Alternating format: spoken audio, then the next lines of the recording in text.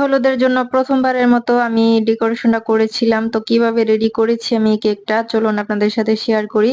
Hello everyone, আসসালামু আলাইকুম। কেমন আছেন সবাই? কেকটাকে স্কোয়ার শেপের করেছিলাম। আমি যে ডিজাইনটা যে ডেকোরেশনটা করতে চাচ্ছিলাম এটা স্কোয়ার শেপের কেকের মধ্যেই করতে হয়। আর কেকটা অর্ডার ছিল 2 পাউন্ডের মধ্যে। তো আমার কাছে 2 পাউন্ডের যে স্কোয়ারের মোল্ড সেই মোল্ডটা ছিল না। তো আমি 1 পাউন্ডের মোল্ডের মধ্যে 2টা কেক বেক করে নিয়ে আমি কেকটাকে জোড়া তালি দিয়ে কেকটাকে 2 পাউন্ড করে নিয়েছিলাম, মানে একদম বড় করে নিয়েছিলাম। আর এই তো কেকটাকে এখন আমি ক্রাম কোটিং করে নিচ্ছি। ক্রিম কোটিং করে কেকটাকে কিছুক্ষণের জন্য সেট করে আমি ফুল ফিনিশিং দিয়ে নিয়েছিলাম। দিয়ে এখন ইয়েলো কালারের ক্রিম দিয়ে আমি ডিজাইনটা করে দিচ্ছি। আর এটা একটা রোজ নজেল দিয়ে আমি ডিজাইনটা করছি। হলুদের জন্য কেক আমি এর আগে অনেকবার করেছি, বাট ওগুলো রাউন্ড শেপের মধ্যে করেছিলাম। আর এই স্কোয়ার শেপের মধ্যে এই ডিজাইনটা আমি ইউটিউবে দেখে আমার ভীষণ পছন্দ হয়েছিল ওই ডিজাইনটা। এই মুহূর্তে আমার এই অর্ডারটাও চলে আসছিল। তো আমি ফাইনালি ভেবে নিয়েছিলাম যে এই ডেকোরেশনটা আমি এবার করব। কেকটার মধ্যে একটা মেয়ে স্টিকার বসবে, তো স্টিকারটাকে আমি বানিয়ে নিয়ে আসছিলাম। তো এবারে আমার কাছে রিভল স্টিকার ছিল না আর কি ডিজাইনের, নন এডিবল ফটো দিয়ে করে ফেলেছিলাম, যেটা খাওয়া যাবে না আর কি। তো যেই ফটোটা আমরা কেকের মধ্যে ইউজ করি, যদি খাওয়ার মতো করে আমরা বানিয়ে আনি তাহলে প্রাইসটা অনেক বেশি পড়ে। আর আমাদের এখান থেকে অনেক দূরে, আমার লোকেশন এয়ারপোর্টের কাছাকাছি। আর আমাকে এই ফটোগুলো বানিয়ে আনতে হলে আমাকে যেতে হয় নিউ মার্কেট। এই ছবি এডিবল ভাবে বানিয়ে আনতে হলে হাতে 5 দিন কিংবা 4 দিন সময় রেখে তারপরে অর্ডার করতে হয়।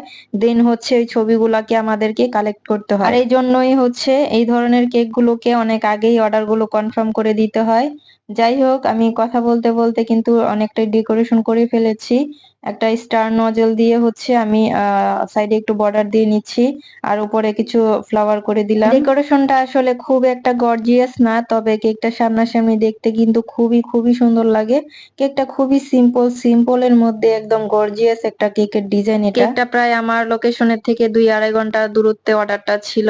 আর কেকটা আমরা নিজেরাই নিয়ে গিয়েছিলাম। কেকও অর্ডার দিয়েছে, আবার ইনভাইটও করেছে, দাওয়াতেও যেতে হবে, কেকও বানাতে হবে, এরকম আর কি। তো কেকটা আমরাই সেফলি নিয়ে গিয়েছিলাম। কেকটা একদম ঠিকঠাক ছিল। আর একটা কেক বানানোর পর যখন ঠিকঠাক ডেলিভারি হয়ে যায় তখন একদমই অন্যরকম একটা শান্তি লাগে আর কি, কারণ একটা কেক রেডি করতে অনেক সময় লাগে।